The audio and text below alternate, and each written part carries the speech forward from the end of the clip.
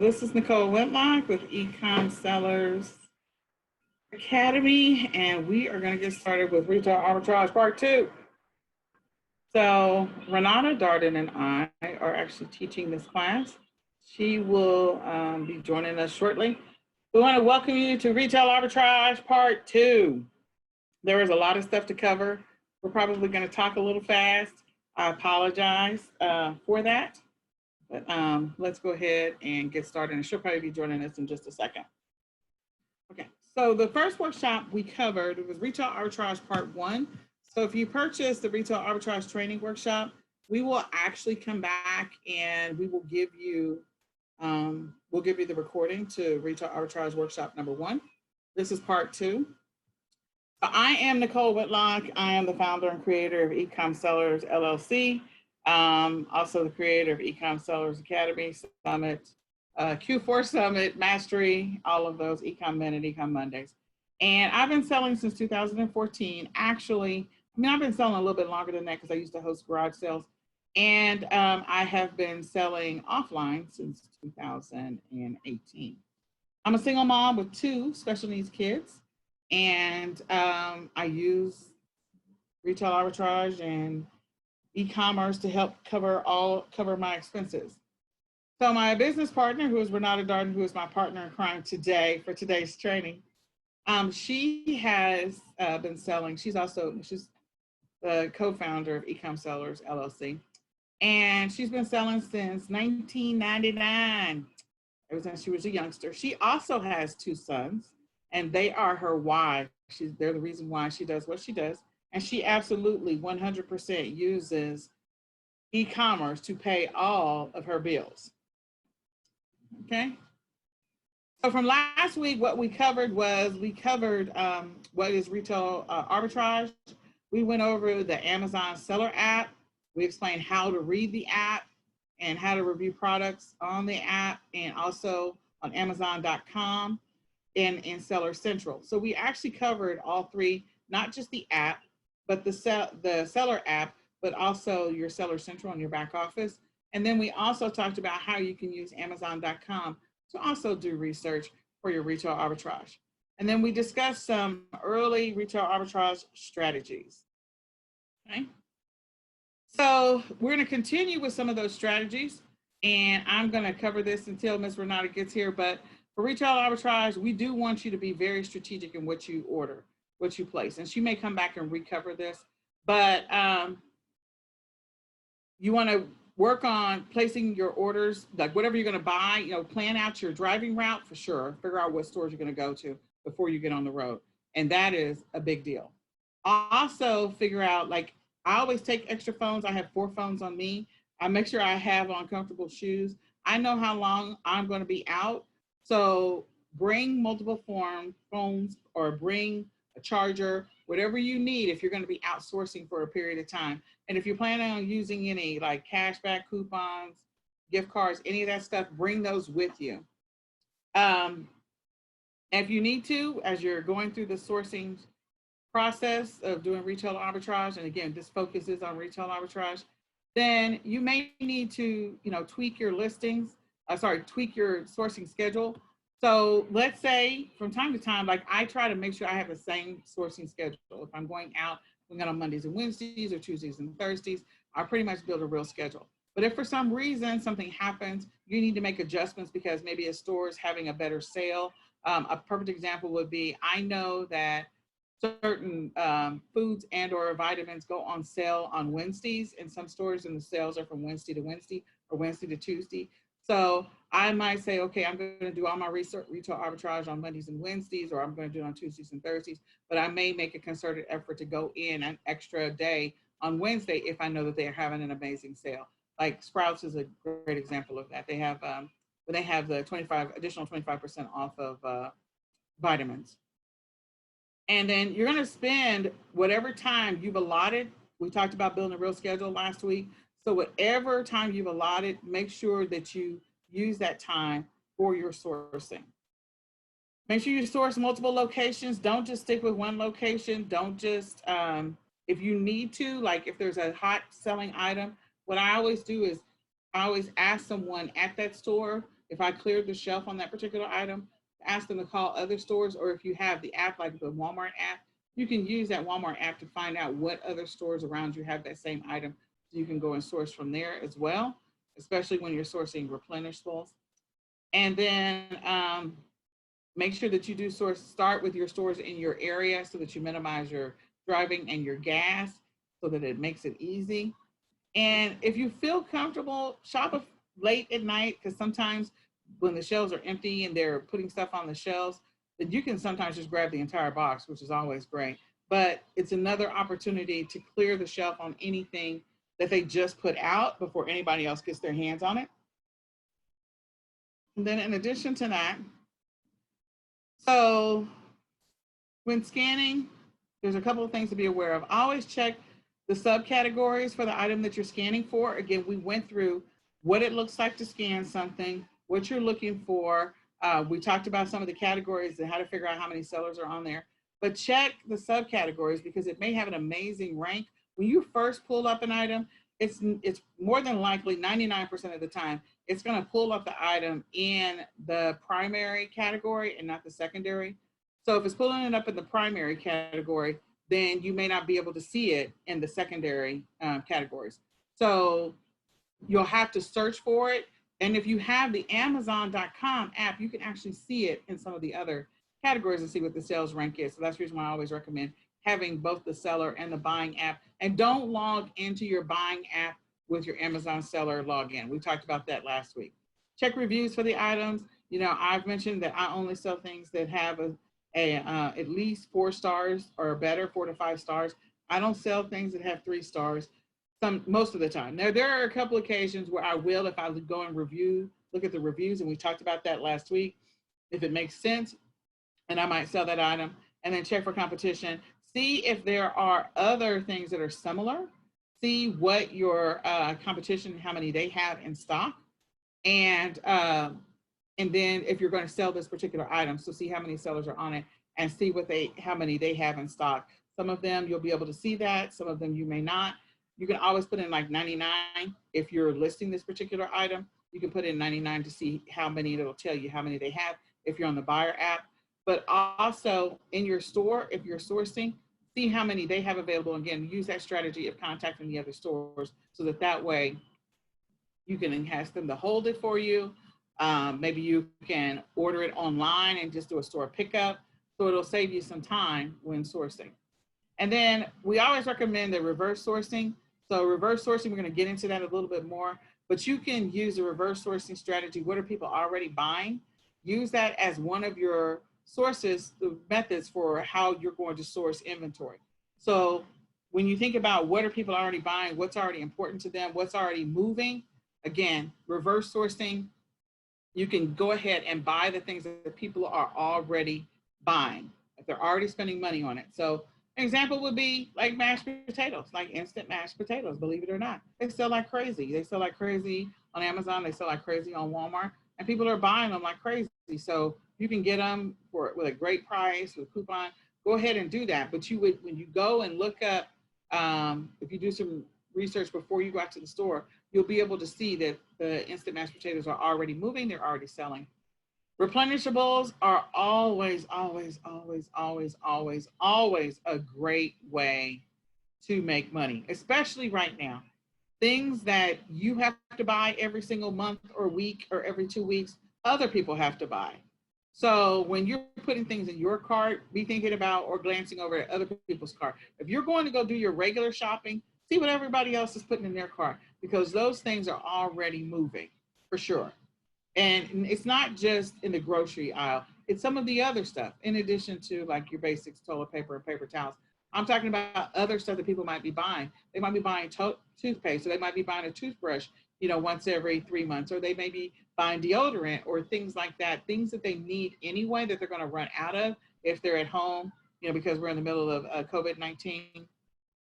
And there is no guarantee that you will walk out with the shopping cart full of products, but you will have products that you can sell, the products that are moving, and the products that you can make money on and you can get a profit on.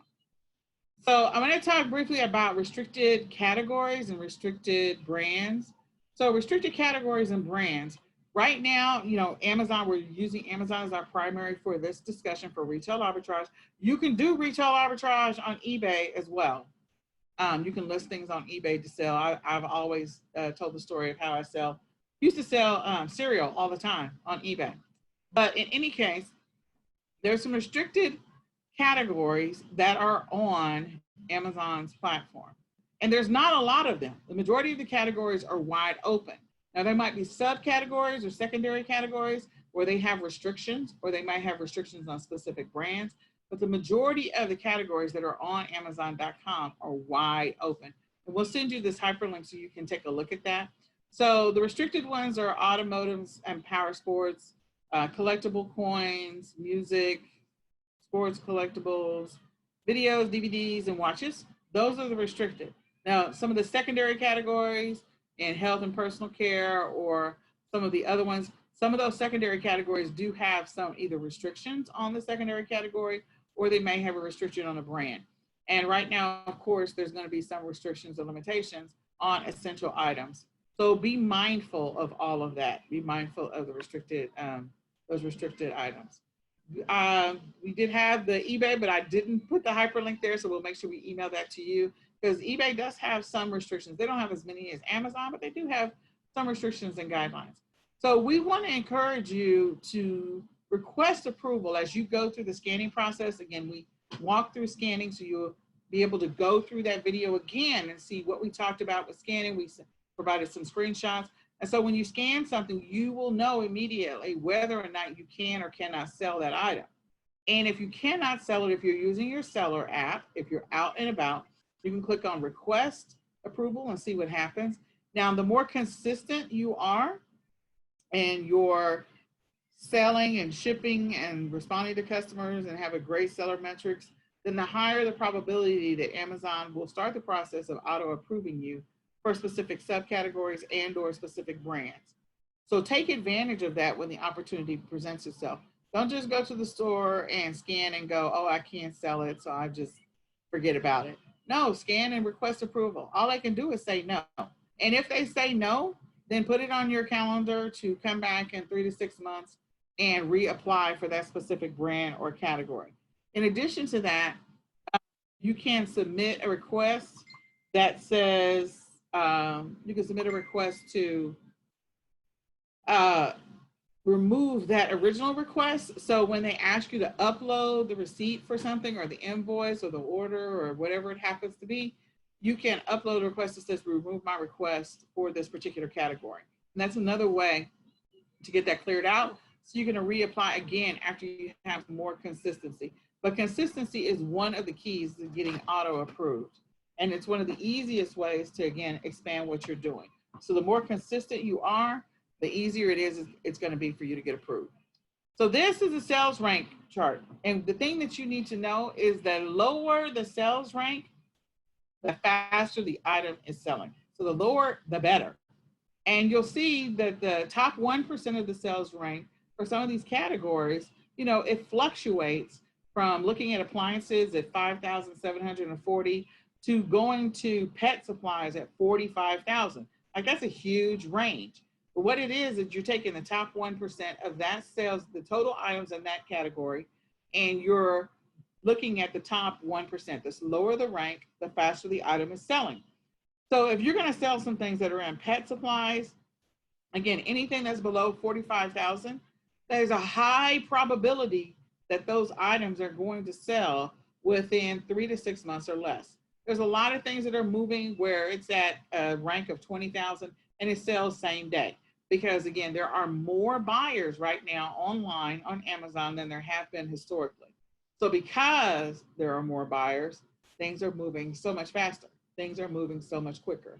So keeping that in mind as you move along, you know, as you're going through the process of scanning, take your sales rank chart with you if you're going out into the stores. Make sure you use that as a reference or a guide so that you can see, oh, okay, in toys, I really need to be below 85,000. Now, I personally like to stay in toys. I personally like to stay below 50,000, but that's just me. And the other thing that I want you to know is that for some of these categories, the top 1% of the sales rank is slightly skewed compared to historical data. And the reason that that is because of the fact that because of COVID-19, things that didn't used to sell like crazy or only sold during certain times of the year are now selling like crazy. So an example would be, okay, groceries, the numbers are going to be totally skewed in grocery, like completely skewed. And that's fine. It's okay. We know that people are always going to buy food. So I'm not going to worry so much about grocery.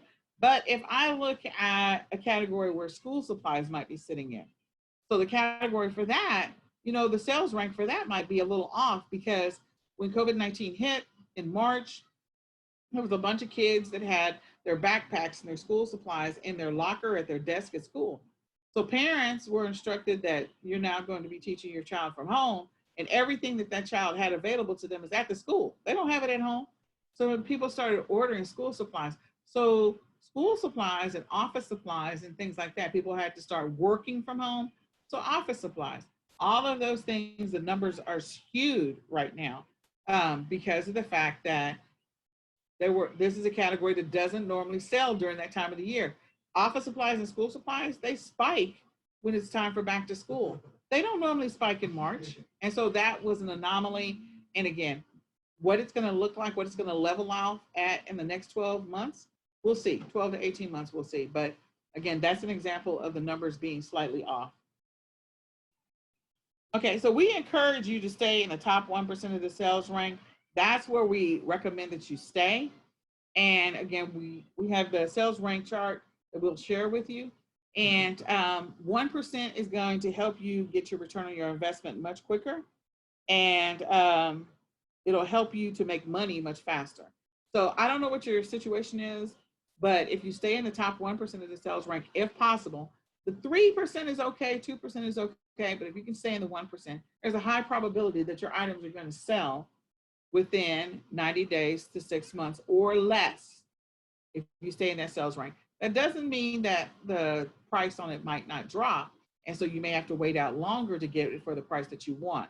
But again, the items in that category may be moving quickly, and your items should rotate exactly the same as everyone else's to some extent, depending on how long you've been selling, what your seller matrix is, and all of that other stuff. Okay.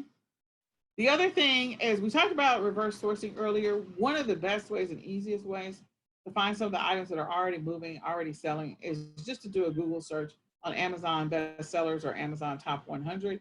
If you do Amazon top 100, you're going to find everything that's already moving on Amazon. And so if it's moving on Amazon, because Amazon still is king, no matter what, Amazon's still king. Walmart is giving them a run for their money right now, and so is eBay, and that's good. But Amazon is still king. So if it's moving in the Amazon top 100 or it's in the Amazon top 100 category or subcategory, it's an item that is being sold. So you could use that strategy if you're a seller on eBay. You can use that strategy to just go over and look on the Amazon top 100 and see what it's doing, what the sales rank is for it, and see if it's in the top 100. If it is, that's awesome. You can also go over to eBay, and when you go to eBay, you can search for that product item, and you can look under sold. So it's a setting. You want to install the app on your phone. We didn't discuss the app last week, but install the eBay app so that you can go through the app and check the sold. Once you check the sold, that's another great way to see this item is moving not only on Amazon, but it's also moving on eBay. You can also do a search on Amazon movers and shakers, and you can do a search on Walmart top selling, and you can also look at watch count. Watch count is used a lot for eBay. And then just do a search on Google Trends. What are people talking about? What are people looking for? So we know that there was a lot of activity around protests, so you have to make signs. People were needing magic markers. Magic markers were selling like crazy. Tape, things like that. If people need to be able to do whatever it is that they plan on doing. There was a bunch of poster board and stuff sold for graduations as well. So when people were doing the drive-by graduations, again, Google searches for all of the drive-by birthday parties, drive-by congratulations, you graduated from college or high school, all of that, people are making signs. So a lot of the poster board and all of that stuff was stuff that was moving and selling like crazy.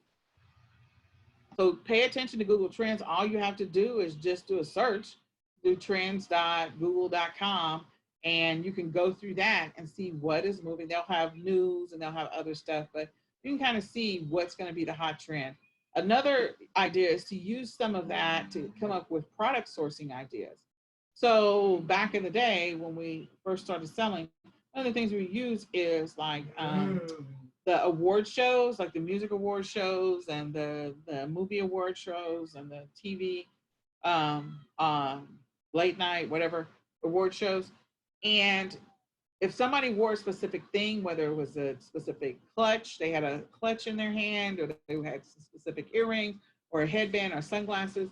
Again, those are trendy items, and so those were items that we knew people were going to be looking for the next day, and we would source those items and quickly get them listed and reference that particular event to get some traffic and some sales. We did that a lot on eBay, not so much on Amazon, but again, if you can source that item, you're approved to sell it, then definitely go for it. So I think Miss Renata is with me right now. Are you there, Miss Renata? I am here. All right. So what are some of the items that you can sell over the next 3 to 6 months? There's a lot that you can sell. And you can take this screenshot right now so that you have some ideas. But again, things that people need for COVID-19, right? There's a limitation on some masks unless you're making your own. Definitely gloves, even if it's cleaning gloves, even oven gloves. I don't know why, but they're restricting that. So what are other things that people are looking for that may be a complement to that? Think about that. Cleaning supplies, not just cleaning supplies. Some people are looking for organic or natural or alternative cleaning supplies. And so if you can't sell the regular cleaning supplies, what are the alternative things? What are the things that they're putting on YouTube to say you can make your own cleaning supplies? What are those items? What are the tools that they need? Like selling empty water spray bottles, selling empty bottles. You could sell them in a multi-pack or whatever, because again, people are making their own stuff. Um, Storage bags, things like that. So be creative in your thinking on what things people might be buying. Health and beauty items. Again, I mentioned earlier, I mean, everybody's going to have to buy deodorant. We hope. I mean, we hope that they're buying deodorant. We do hope that. Toothpaste, toothbrushes. Again, these are smaller things. If you want to go after the big stuff like mouthwash, that is your choice. Just keep in mind that when you source for the big stuff, the heavy stuff, it's going to cost you more in shipping. And so we don't always recommend that. And again, we're talking about from a seller fulfilled standpoint, not from a merchant fulfilled standpoint, which is what we covered in workshop number 1. Food and replenishable items, don't overlook those opportunities as well, because there's a lot of replenishable and food items. So another great example is you may not be gluten-free, but somebody somewhere else who has a compromised immune system is, and they need to receive those gluten-free items. And so when you go into the store, believe it or not, and a lot of stores, the big stores, when you go and look for the gluten-free items, sometimes you're going to find that a lot of the gluten-free items are on clearance. And the reason is that sometimes people don't know where to find them in the store, or there's not a lot of buyers. But we know that there's a whole community, which is a niche. There's a whole community of people that are gluten-free. And so finding those gluten-free items, I bought some Blue Diamond cinnamon crackers, I want to say, and they were on clearance for like 50 cents or some ridiculous number like that. And they were selling on Amazon for like, I don't know, $15.99 or something like that. So to get them for 50 cents because they were on clearance, to turn around and sell them for $15.99, I mean, that's an amazing profit. And that's not necessarily price gouging. That was just the price that they happened to be. I could have sold them for less than that, but the point is they were selling and they were available to me for 50 cents. So think about things that are in niches, like people who cannot go out. That could be a person that's diabetic, they have a compromised immune system, so they need sugar-free items. So you might be sourcing for regular grocery stuff. Think about the specialty stuff that other people may not be able to go out and get. And then also think about the other ethnicities. So, Indian food, Asian food, Mexican food. Just think about all of those specialty foods that people might be wanting to, buy, but they're not finding a lot of options. And that's one of the things on Amazon right now. A lot of the food options, they're just selling out like crazy. So they need more people listing on Amazon to be able to continue to keep that traffic and sustain that traffic on Amazon. Renata, did you want to cover a couple of these?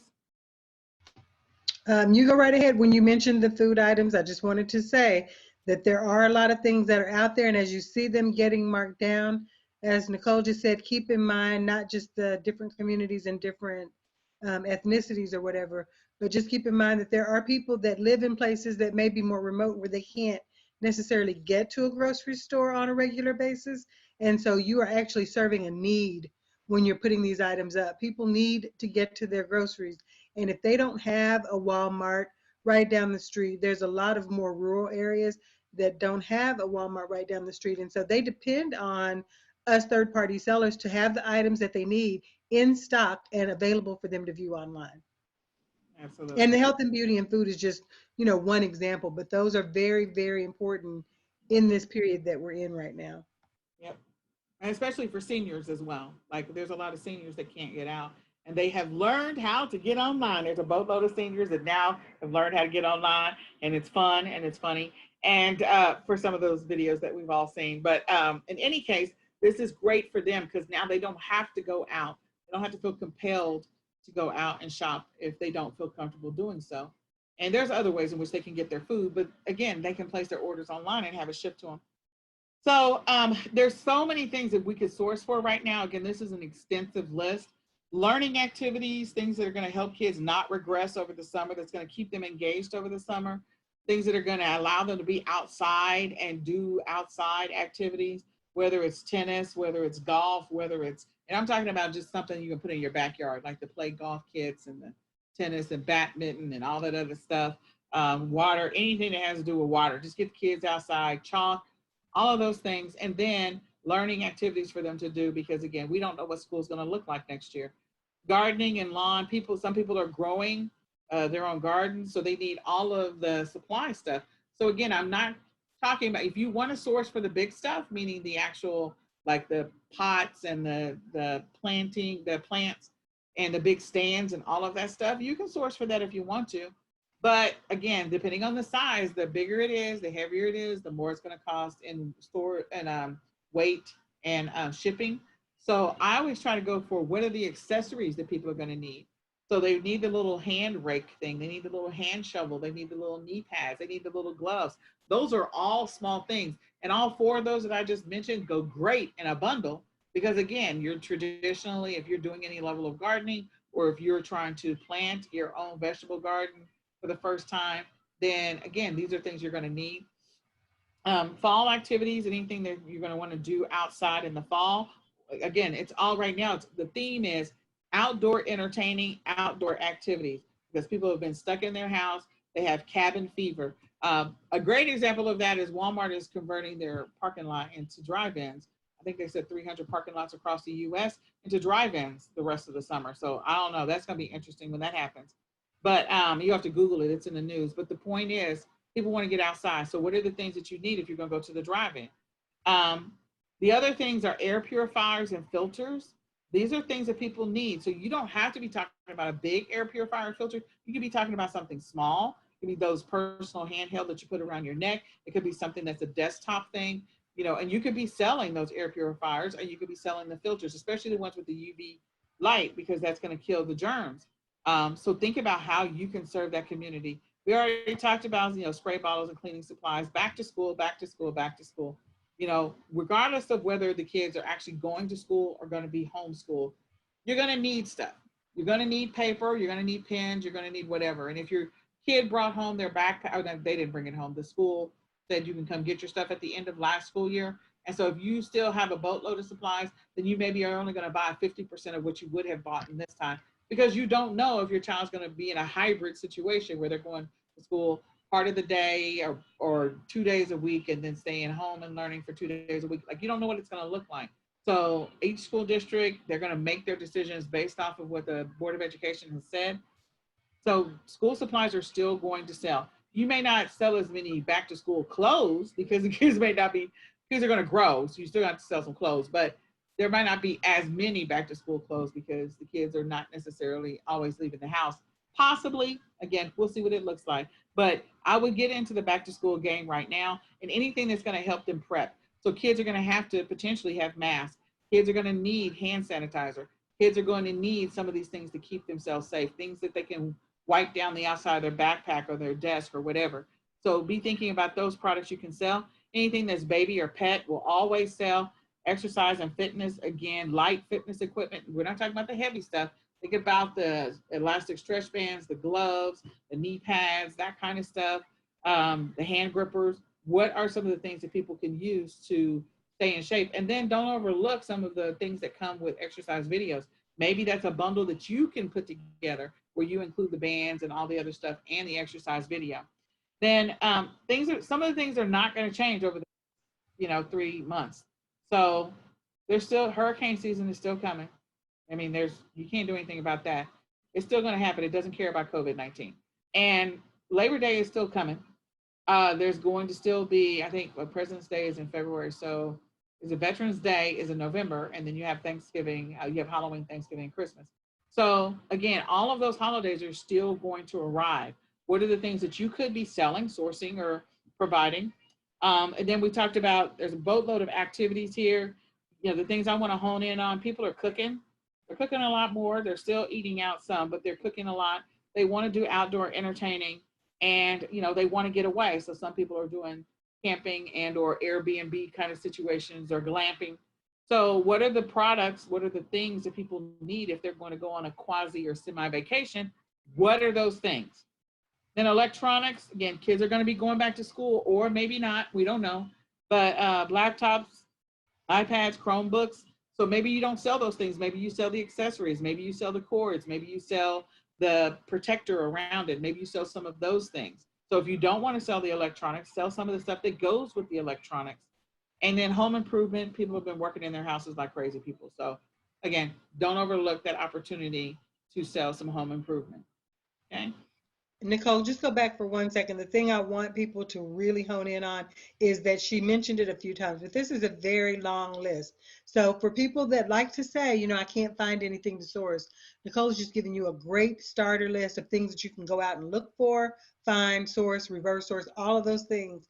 As you're looking through all the things that you're doing, all of your own activities, just bear in mind that there's a whole community of people out there that are dealing with the same thing, whether you're homeschooling or working from home.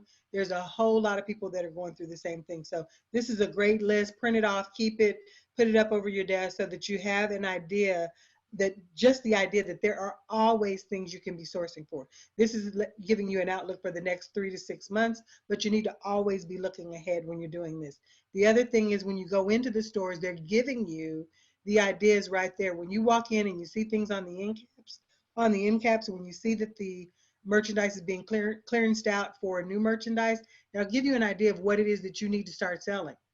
The companies are paying a lot of money to have items sit on those end caps and down that center aisle. So if they're paying it, it's because they know from their own research and their own statistics and their own past sales history that these items are going to sell. Okay, my bit. Well, I did. You brought up something that I completely forgot to mention, and that is what is actually happening in the stores right now. So this is a gold mine. This window right now is actually a gold mine for sellers.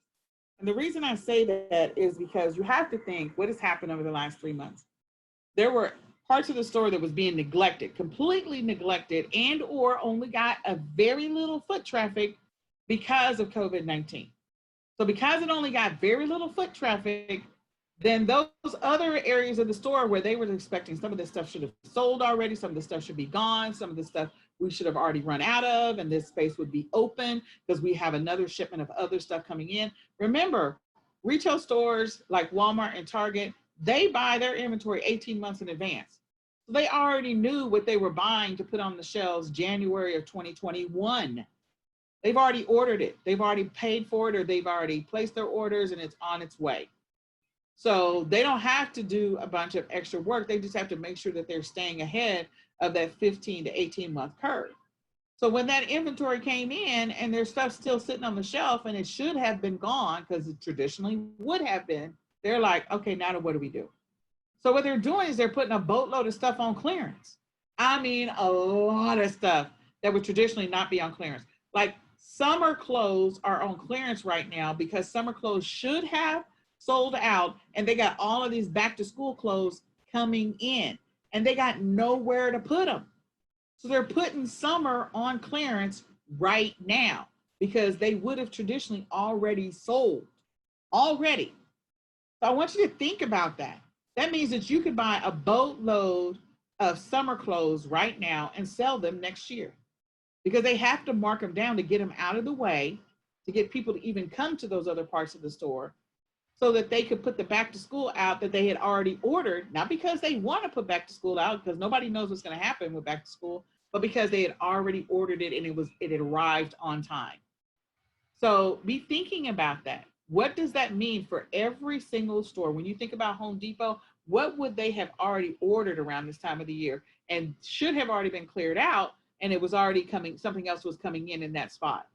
And that's normally the seasonal area of the store, but it's not always the seasonal area of the store. There's a reason why you see swimsuits in the Walmart and Target in February. Most people don't pay attention to that. There's a reason why they're out that early. So back to school is already in the stores. It's already there. They just don't have anywhere to put it. They got to clearance summer.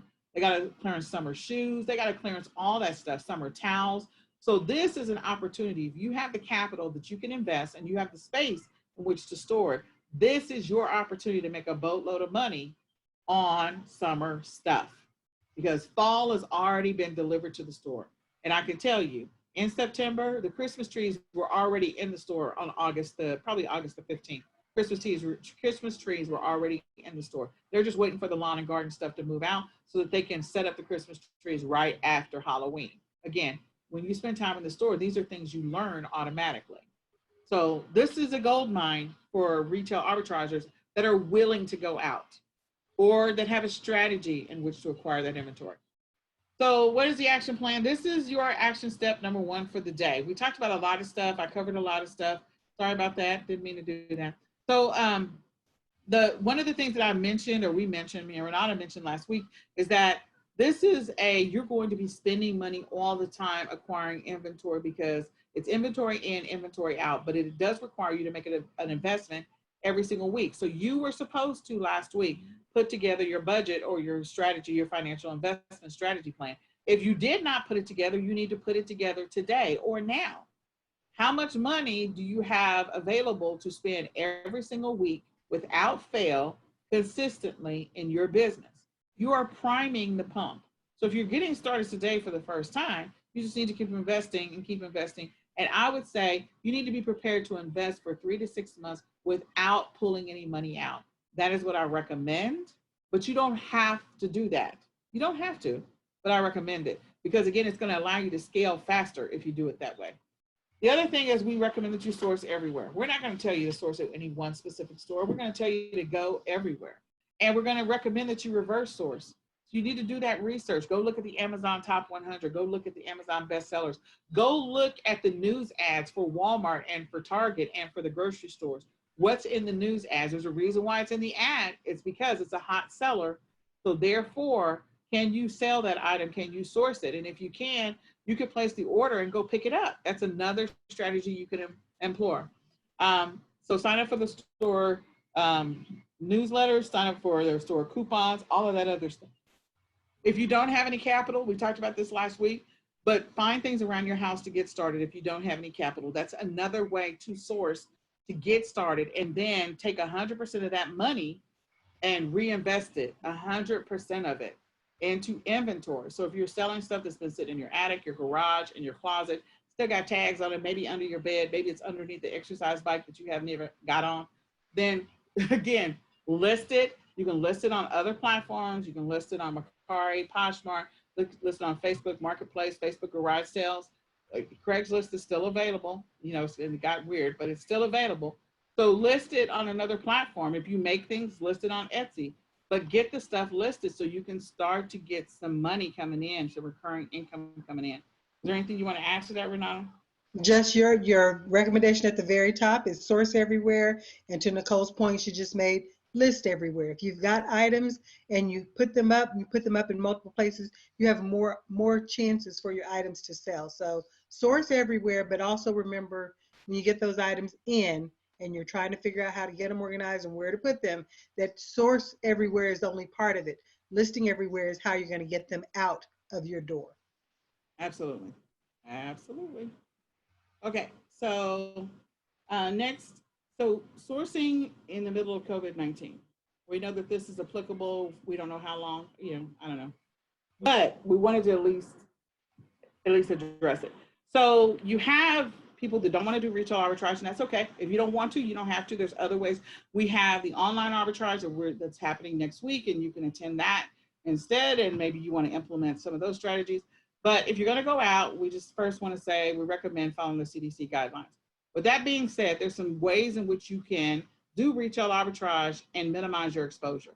So you could use Instacart, TaskRabbit. There's even Thumbtack. I forgot to put that on here. Shipped, Postmates, and all of these other gig economy options.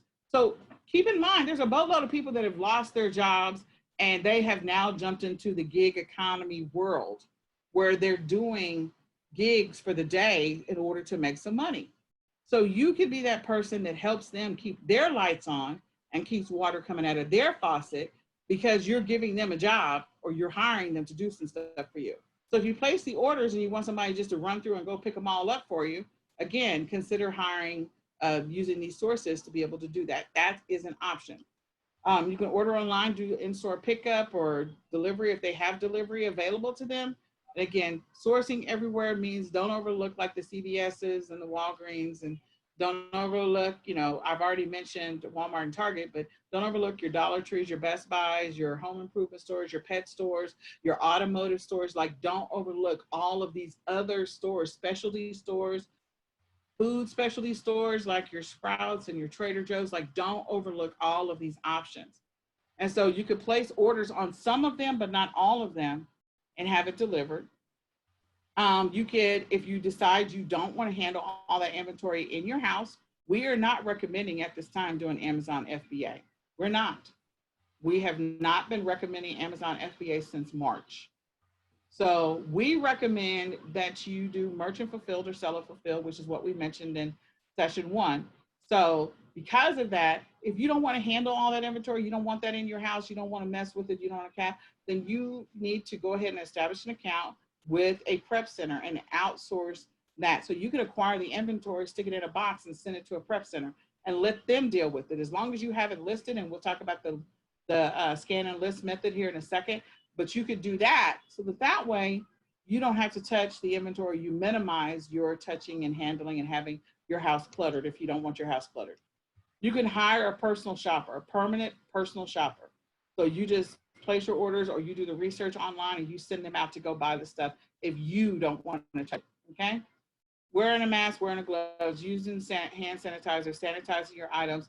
We use a concoction that I've made, which includes dishwashing soap, Everclear, and vinegar. And that's our spray combination that we use, or we put it on a towel and we wipe things down so that way it's, our stuff is covered. If you don't want to worry about that, don't worry about it. And then I recommend that if you're concerned about COVID-19, you can put these items in a separate part of your trunk. There are trunk dividers where you can put it in a separate part of your trunk if you don't want it in your back seat. That way you keep as much of your own personal life sanitized and you don't have you minimize cross-contamination. The other thing is that you can leave things out for a period of time if it's doable, if it's possible, without touching it. So you can put it in your garage if you want to. There's some options. Anything else you want to add to that, Renata? Just that you've mentioned a few times about the fulfillment centers. I'll make sure that I put at least a few of the ones that we recommend into the next few slides so that if anyone wants to go ahead and get their account set up, they'll be able to get that done. There you go. All right, so we recommend, this is your action item. So last week, our action item was to take something that you already had in your house and to actually scan it. And we talked through everything on the scanning app, like we walked through it all. We told you all of the stuff. So go back and look at that one if you don't remember it. But once you scan something, then we're gonna list it. So this is the scan and list method. If you're out in the stores and you're scanning, Then you can click on the list button if it comes up, if you don't get the little request, and if it actually comes up at the bottom, click on the list button at the lower right-hand side. And then once you click on it, then you're going to come to a second page. And now the first thing, sorry, I'm on the seller fulfilled. I am not on the Amazon fulfilled. So there's two tabs from training number 1. We showed you the Amazon fulfilled, and we showed you the seller fulfilled from training number 1. So I am actually on the seller fulfilled in this example. You can see here that there's Amazon is not on the listing. We have 3 FBA sellers and 3 offers. So, and you can see what the profit proceeds are, blah, blah, blah. So once I click on list, I'm going to come to a second page. And on the second page, it has the product details. We're not changing any of that, because what we're doing is we're piggybacking off of an existing listing. That is what this is called, piggybacking off of an existing listing. You want to set or indicate what the condition is. And then after you indicate the condition, if I go to the next slide over here, you'll see that the price is up at the top. Again, you would scroll down and the price, this would all be on one page. So image number 2 and image number 3 would actually be on one page. You just scroll up and down to get to that. And then when you get to the seller fulfilled, what you're going to do is you're going to click on radio button number 1. It says, I want to ship this item myself to the customer when it sells. Radio button number 1. I want to ship this item to myself to the customer. And once you choose that radio button that you're going to ship it yourself, and before I say that, if you have a SKU process, SKU method, SKU strategy, you want to put that in here. If you don't, you can go back into your Amazon back office when you get home and enter your SKU information if you don't have anything set. But in any case, so radio button number 1, and then you want to click continue. Once you click on continue, then you'll go ahead and hit submit. So you're basically choosing seller fulfilled, you're clicking list, you're entering your price that you want to sell it for. You don't have to list it for the low price. We talked about that last week, that you can choose the price that you want to sell it for. And if you have multiple quantities, you can list the quantities, or if you just want to put in one for now, you have it in your cart, you will find that sometimes before you even leave the store, the item has already sold. So if it sells while you're walking through the aisles, I go back to that aisle and go grab whatever's left and put those in my cart too, update my quantity, and keep it moving, keep pushing, keep pushing. So I'm going to hit submit on this listing. You're going to notice it says, congratulations, your item is listed or whatever. And that is the scan and list method. So if you're out in the stores, you're doing retail arbitrage, scan and list the item immediately if you find something that's profitable that you're willing to put in your cart. And I always go after smaller items so that I can manage and mitigate my shipping. I always make sure that as I'm going through this process regarding shipping, that I have a shipping cost and or shipping idea already in mind. Even though my pictures, I just noticed they're all Amazon fulfilled. It's okay. We're doing the seller fulfilled. And so you want to make sure that you choose radio button number 1. Yeah, and I was going to say that when you're doing the scan and list method, it's really important that you actually set it up as merchant fulfill so that Yes. it becomes available to people for people to see in the Amazon catalog right away. If you should happen to say, well, you know what, this is not something I think I'm going to fulfill myself. If you have an opportunity to sell it right away, you want to go ahead and set it up for merchant fulfill. I'm going to ship this item myself, and then change it later on, because in the time that it takes you to list it, and the time it takes you to send it in to Amazon, and the time it takes to sell that item. Yeah, you could have already sold it. And so that's a big deal, because you would not believe the story after story of items immediately selling, because that does happen quite often for some people. Okay, so we have creating a listing. So we will share that with you. It's another document that we want to share, and it will walk you through if you're creating a listing from scratch, if you're not going to piggyback off of the listing. But there's some key things that we want you to keep in mind if you're going to create a listing. So make sure the title is so important when you create the listing. Kind of look at what the titles are for the items if you're selling a similar item that's already out there. So let's say we're selling spray bottles and there's already a boatload of spray bottles, and you probably want to look at like the first 10 spray bottles that come up organically, because if they come up organically, that means that they already they're already in the top. They're showing in the order in which they have the best sales rank. That is the one thing that Amazon does when you're going to the Amazon buying app and you're using that to do some research, is the order in which it shows it. The one with the lowest rank is always first. The one with the second lowest rank is always second.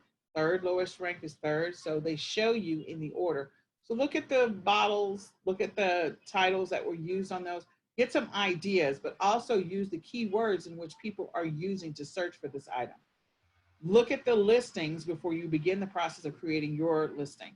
And if you're not really sure, you can go to Title Builder and you can use that. A lot of people use Title Builder for eBay. You can use aspects of title. You want to rebuild the title, but some starting points to go with if you use Title Builder to do the research. Then the next thing is, if you're going to, don't overlook the opportunity to use long tail keywords. Again, if that's how people are searching for something, then you definitely, so if they're looking for spray bottle versus just spray or just bottle, then that's considered a long tail. Anything that's more than one word is considered a long tail keyword. Make sure that you take amazing pictures. And if you're going to borrow the pictures from off the internet, then make sure you resize them to the state in which whatever the size they need to be, and or just make sure you take really good pictures, especially if you're doing bundles. And then the first couple of photos, you need to make sure that if you are selling something that is very similar to somebody else's, and it's going to look just like everybody else's listing, there are things that you can do to make your listing look a little bit different and stand out a little bit more. So again, if there's an alternate picture that may be the better feature picture, then use that to help your picture stand out a little bit more compared to everybody else's. But again, most people are buying, over 54% of purchases are through a mobile device. So make sure that the picture is big and it doesn't have that much white space and it's full of color, because those are things that are going to pop off of a mobile device. Okay. And then you do a boatload of keyword research. Make sure you populate all the backend fields, search fields, subject matter, intended use, all that other stuff. And unless it is absolutely necessary, if people are looking for a specific name brand, so a name brand would be, people are looking for Nike tennis shoes. Okay. If you're approved to sell Nike, that's awesome. They're looking for Nike tennis shoes. So they're going to search with Nike men's tennis shoes and Nike women's running shoes or whatever. But if somebody is just looking for, I don't know, a spray bottle, they're not looking for a name brand of the spray bottle. So this name brand should not be in the first 5 words of the title of the bottle. So make sure that, again, where it makes sense, use the name brand only when it makes sense. If they are not looking for that specific name brand, again, you have to ask yourself, when I'm buying a spray bottle, am I looking for a specific name brand spray bottle, or am I just looking for a spray bottle that I can put some water in and some solution and spray? So think about it, how you're going to use it, and whether or not that's the way in which people are searching for it. And then don't overlook, when you create a listing, you have to populate the weight and the dimension. That's going to automatically affect your shipping and your shipping credits, especially if you're doing merchant fulfill. So make sure you put the correct information in there so that your shipping estimates are correct. Anything else, Renata, you can think of? Nope, you got this one covered. You got lots of information on the slide. Okay. All right, so I'll let Renata take this one. So once you actually get an order, you're going to, depending on how you have it set up, you're going to get a notification that you have an order to be shipped. So this is always a great time for us as sellers. You get your notification, you're ready to actually collect your money. You can't get that until the item is shipped. So once you have done that, you'll either get a notification on your mobile phone if you have it set up that way, or you can always check your back office on Seller Central. You're going to go to manage orders in order to pull up what the order that was sold in your account, and you're going to ship it or mark it as shipped by the deadline. And that's always generated by Amazon. They go through quite a bit of information to figure out when it should actually be shipped so that it gets there on time. And so that's very important that you get that done so that you can protect your metrics. Things to remember when you're actually shipping the order is that you're always going to provide a tracking number. Very important for the customers that they know where their item is. You want to manage your delivery times. Amazon actually gives an estimated delivery time to buyers on the front end. So you've got to see that when someone bought this, they bought it either from you or whatever seller, if they got the buy box or whatever. Amazon gave them a time at the time they placed the order. So they want to know that that estimated delivery time is actually from the minute they place it until that order is delivered. So you want to make sure that when you're actually shipping this order, that you allow yourself time. In other words, if they bought it and you know that you're going to ship it priority because it's seller fulfilled prime, you need to make sure that you ship it out on that day so that it gets there in time. You don't have until that second day to get it out. So you want to make sure that you actually manage your delivery times, and then you want to set up your return instructions and confirm your return address in case a buyer needs to send something back. You want to make sure that you actually received it. And above all else, no matter how you ship this stuff out, again, we're going to recommend a fulfillment center whenever possible, but you want to make sure that you're always complying with the Amazon terms of service, because they have some very specific requirements around shipping and shipping time. So you want to make sure that you go into the back office and read all those, but you want to make sure that everything that you're doing on this end when you're fulfilling the orders complies with what Amazon has given you as instructions. Lots of things to remember. So an easy way to make sure that you hit all those points is simply to fulfill your orders through Seller Central whenever possible, instead of using an outside shipping application or website. You can do that by using Amazon's Buy Shipping, and that's right there on the order. When you're in Manage Orders, you're going to be able to buy your shipping labels. You can do that either one at a time. If you got a number of orders on the same day or around the same time, you can actually buy those in bulk, and that in that same area you're going to ship and confirm your orders, and that's going to allow you to be able to track your shipments. Using Amazon's Buy Shipping feature ensures that your products are delivered to the customers using their network. So it's a trusted network, a network that Amazon trusts, network of shipping carriers. They only use FedEx, UPS, or USPS, and it protects your seller metrics. So you want to make sure that if you go through the Amazon Seller app to get your shipping, that you have all that information available to you at your fingertips. If a seller wants to know where's the item or how long it's going to take or when did it ship, you'll be able to go directly to the item number or the order number and pull that information up, as opposed to if it resides on a separate website or in a different repository. So just good information to know. Go ahead. Once you have gotten the item all ready to ship, you want to make sure that it's packed correctly. So we wanted to make sure we at least provided some tips for how to pack it.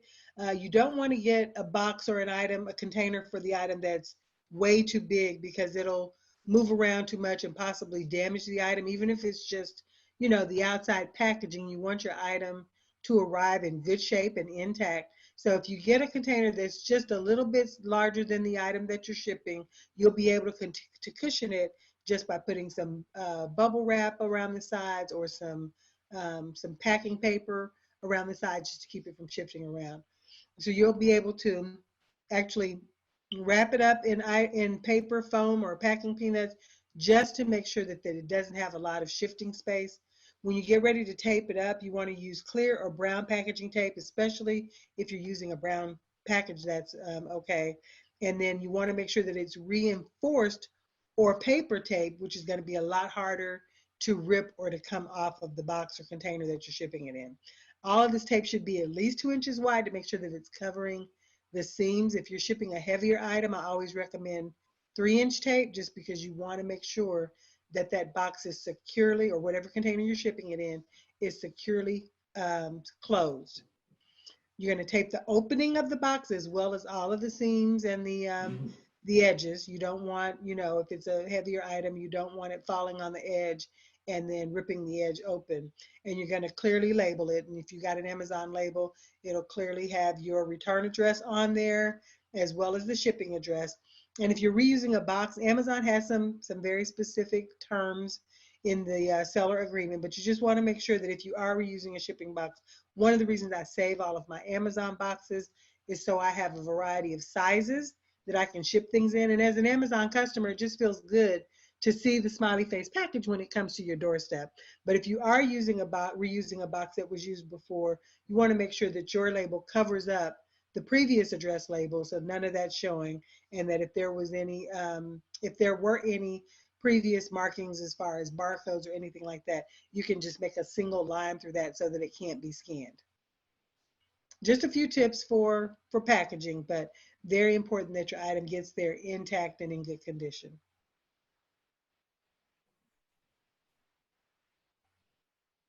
All right. So we hope that this information has been helpful. We covered a lot in session 1, and we covered a lot in session 2. We actually went about an hour and a half in session 1. So we did an amazing job on session 2. But the thing that I do want to let you know is that there are a boatload of retail arbitrageurs who have actually scaled their business.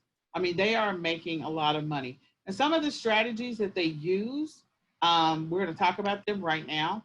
So the first one is that the very first thing that I talked about in the first session, part 1, they work a real work schedule, and they build a schedule. They have a plan for what they're going to do every single day. They know which days they're sourcing. They know how much they're sourcing. They know where they're sourcing. They've already done the product research. They're looking at their calendars. They know what they want to buy. They know what's coming in season. So they're sourcing for 2 or 3 months in advance sometimes, because they know that they need to have their inventory ready to go or listed or cleaned up or ready to be, cataloged so that they can ship it to customers. Sometimes they're using prep centers. Sometimes they have their own warehouse.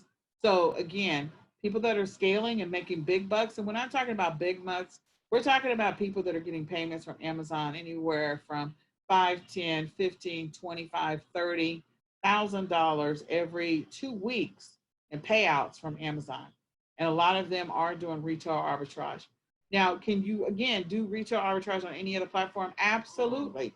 So if you find something that is selling amazingly and you can't sell it on Amazon because you're restricted or what other issues that you come up with, if it is moving like crazy on Amazon, then you have to know that it will be moving on eBay, or it'll be moving on the Facebook Marketplace. It'll be moving on some of these other platforms as well. So don't overlook that. That is what those that are making, getting a lot of money, making $10,000, $20,000, $30,000 a month in e-commerce in profits. That is what they are doing. They are always buying, and they're also taking advantage of what's happening right now, unfortunately, with a bunch of businesses going out of business. They're consistent. They pay attention to the trends. And again, they build a real calendar so they know what to source and when. And then they outsource to helpers. They hire helpers, or they outsource aspects of their business. Because again, one person doing all that retail arbitrage, they'd be shopping all day long.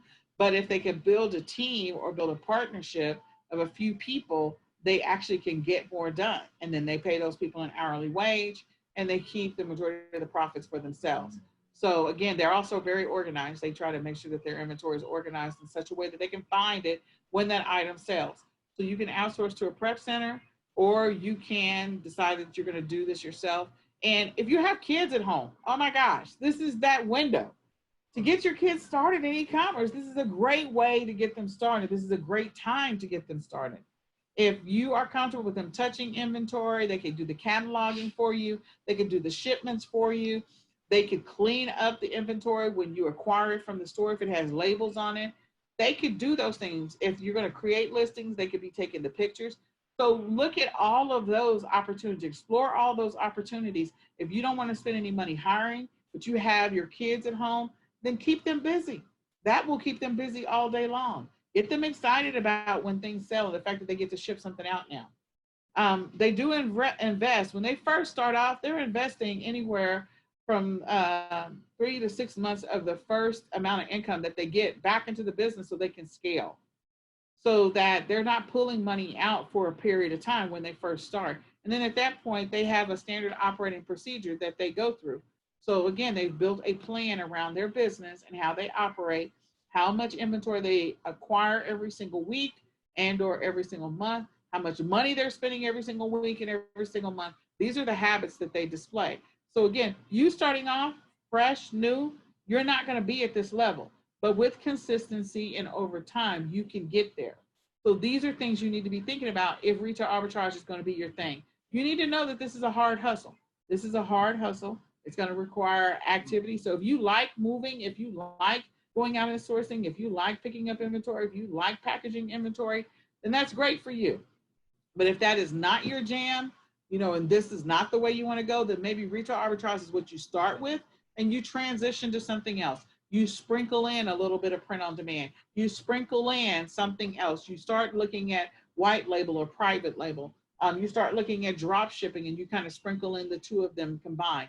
But I can tell you right now, a lot of the people that I know that have been doing retail arbitrage, they are experiencing Q4 numbers. They have been experiencing Q4 numbers since the end of March, and it has been ridiculous for them. And they hustle hard. They're working in their business to the late hours, early morning. They're going out there sourcing, they're acquiring inventory because everything is moving right now.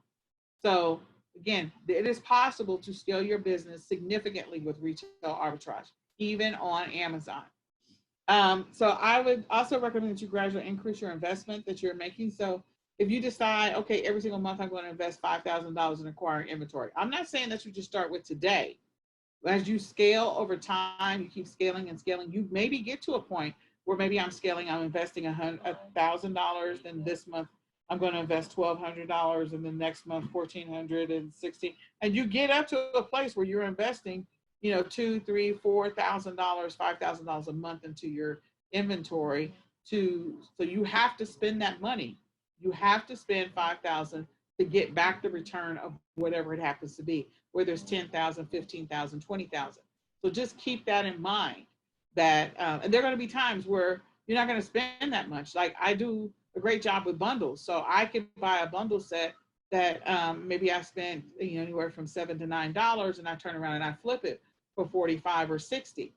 So again, that profit margin is completely different. So I don't have to spend $5,000 every month. Maybe I'm just spending $1,000. But you figure out your strategy and your approach. But the only way you're going to get to what is going to be my long-term strategy, what is going to be my long-term approach, is to practice having a consistent schedule and be consistent in your business and make sure that you're always following that schedule. So going through your schedule, implementing and executing your schedule is extremely important. You can also sell in niches. Again, that's another way to get going and keep going. So maybe you want to specialize in specialty foods. And so you're going to hit up Sprouts and Trader Joe's and any other health food store on a regular basis that might sell things that maybe are not being sold at Whole Foods. And maybe it's unique to that specific store brand. And so you decide you want to sell it. Again, that's another opportunity for you. So, stick to a niche. Maybe you're doing sugar-free. Who knows? Maybe you're doing something else. Maybe you're selling pet supplies. I don't know. But think about niches. And then the ways in which you can buy below wholesale, coupons, rebates, cashback sales, clearance, going out of business, always be in the know. So again, if you're going to bring on staff or if you're going to outsource to a resource that we listed earlier, then make sure that you're always checking these things at least every week, if not, twice a week. Put it as an action activity on your schedule that you built. And then buy and hold. So I love the buy and hold because a lot of times you can buy things below wholesale. I mentioned earlier that there's a bunch of stuff that's in the Walmart right now. The summer stuff that's going on clearance, that's already on clearance. So if it's already on clearance and you could buy it dirt cheap, you can list it as seller fulfilled, but you can also hold some of that until next year. A lot of the Easter stuff, you can still buy Easter stuff, believe it or not. You can buy Mother's Day and Father's Day. They put that stuff on clearance. Mother's Day is going to happen again next year. As long as the aliens don't come and invade the planet, we're good. The killer hornets, what do they call them? The killer bees, whatever they are, don't take over. So as long as none of that happens, then we're going to have another Mother's Day next year unless we get hit by an asteroid. So I'm just saying, these are things that are going to happen year over year as long as the Lord has not come. You really shouldn't make light of the murder hornets. Okay, I won't make light of the murder hornets, but the aliens are coming. So kids over here that are deathly afraid of the murder hornets. Oh my goodness! All right. Well, they're coming. So with that being said, also make sure you're learning the store's pattern. With consistency, some of this stuff will become second nature. You will learn when they start putting out back to school. You will learn when the stores traditionally, we're not talking about COVID-19 times, traditionally start putting stuff on clearance. You will learn when they start getting specific inventory in-house. You will learn that, oh, okay, on the day of Easter or the day before Easter, they start putting Easter stuff on clearance. And then the day of Easter, they put a bunch of stuff on clearance. And then the next day it's like 50 or 75% off. Like it's crazy, the stuff that you learn. So that means that you can buy all your Easter stuff for next year at below wholesale. That's what you want. Buy it below wholesale. Don't buy it at the price that you can get it for right now. Same thing with back to school. They start marking stuff down. Not everything, because they know they're going to use it next year because back to school always happens. But the point is, there's some things that they will start to mark down and you can get for a lower price or below wholesale. So, and we mentioned last week about how important it was to actually establish those relationships with the managers in the stores as well as the employees, but do not be afraid to open your mouth and ask. So if you don't know when the markdowns are happening, as you're checking out, you're getting a couple of items, you ask them, so when are the markdowns for Easter going to happen? When are the markdowns? When is the stuff being marked down? I'd like to come back and pick up some more items. But you start establishing those relationships by asking questions. You will never have a great relationship with a store manager if you don't ever introduce yourself or ask the questions that are going to show them that you are serious about buying. yeah, because a lot of the stores, they actually get paid bonuses based off of what their sales percentages are. So if they know like Five Below, if they know that you're going to come in and clear out like 20 boxes off their shelves, oh, they love you. They'll call you first. So they don't even have to put it out. Like that saves my staff a whole bunch of time. I don't even have to put it out. I just call Nicole. She come pick it up. So I'm just saying, these are all opportunities for you. Same thing with the Dollar Tree. Again, they're excited when you come and clear the shelf for them. So look at those opportunities. Make sure that you build a real work schedule and go from there. We covered so much today. We covered a lot. So we covered a lot last week. We covered retail arbitrage strategies. We gave you a lot of strategies to look at. We covered the restricted categories and brands, sales rank, sourcing, scan and list, listing, how to list items. We covered a lot of listing last week, but we covered some, let's get the quick listing going. We talked about shipping and how to scale your business. So my question to you is, what questions do you have for us? And was this information helpful? If it was helpful, let us know in the chat or let us know in the comments that this was helpful to you. And what questions do you have? Do you have are there things that we didn't cover that you want to know a little bit more about?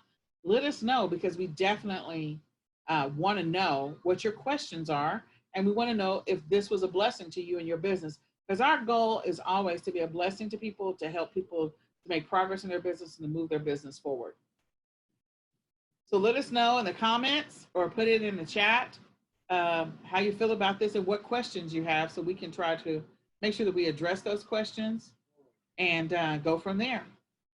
And don't forget to mention, we actually have a Q&A. If you're a member of the eCom Sellers Academy, we have Q&A every Tuesday night, and that's starting up at 9:30. So you can jump right off of here and over to the Q&A session if you've got additional questions as well. Right. And the becoming a member Academy is $17.99 a month, and that includes all of the workshops. So next week is the online arbitrage workshop.